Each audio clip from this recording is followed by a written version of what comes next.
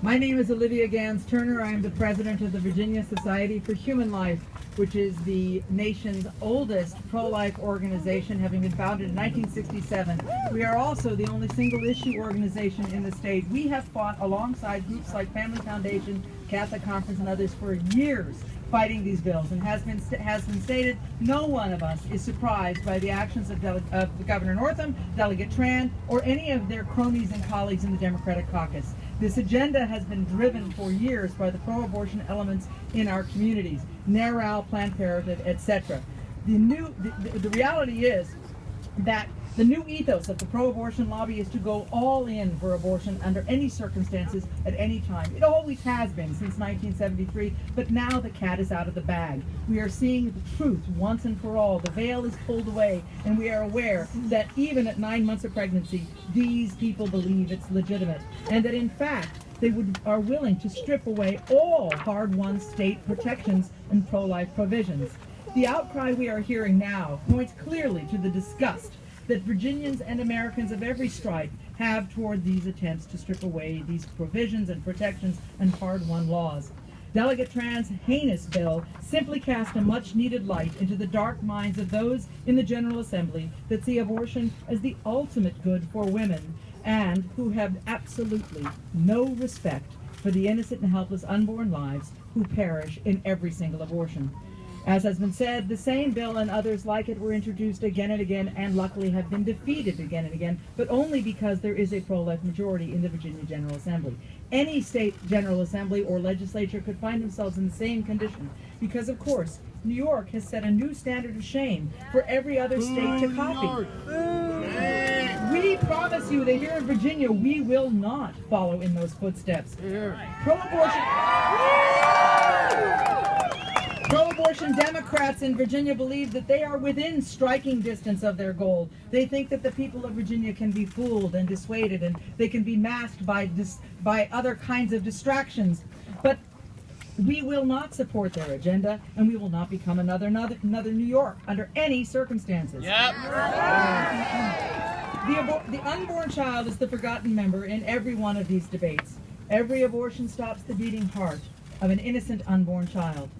By 20 weeks of pregnancy, perhaps even earlier, we know that abortion causes excruciating pain to the child who is killed in that process. In order to do an abortion in that late stage of pregnancy, at the 7th, 8th, and 9th month, the techniques in order to do an abortion in the late months of pregnancy, the techniques involved require poisoning the unborn child or pulling that child apart limb by limb in their mother's body. The truth is that we are looking at gruesome and horrible things that are being done on a daily basis. This is not a new conversation for those of us in the pro-life movement. We have been standing strong with those in the General Assembly, individuals like Tim Hugo and others who are here today representing the pro-life position in Northern Virginia. We know that Planned Parenthood is buying these individuals. Yep. We know that NARAL is buying these individuals. We know that right now, even as we fight this, there are issues like the ERA being resurrected from ancient days to cause trouble here in the Virginia legislature, which would also strip every law, not only in Virginia, but if ratified, could strip every law across the United States. They fight from every angle, and so must we. We must be prepared to do what we must. I've had an abortion myself.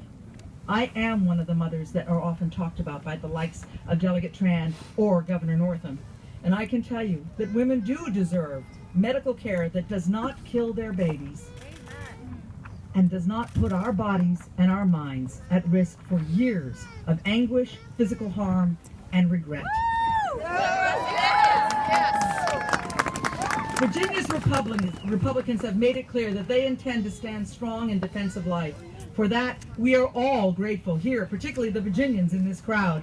But we must ask you in your country and throughout the country, in your own states, to make sure you are communicating. Communicate now, every day, constantly with your legislative members. Make sure they know your position. If they're doing the right thing, thank them. If they are not, if they are too cowardly to stand, if they have deliberately done the unthinkable and supported abortion, make it clear where you stand and that you are watching and that you are voting.